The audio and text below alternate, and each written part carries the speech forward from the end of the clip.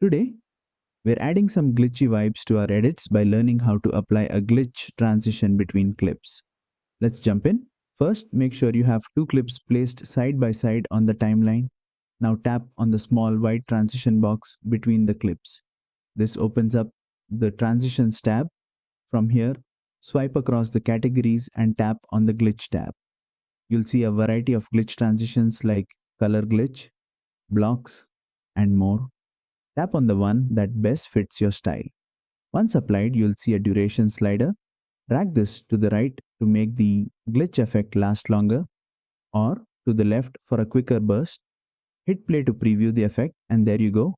You've got a smooth digital style glitch transition between your clips.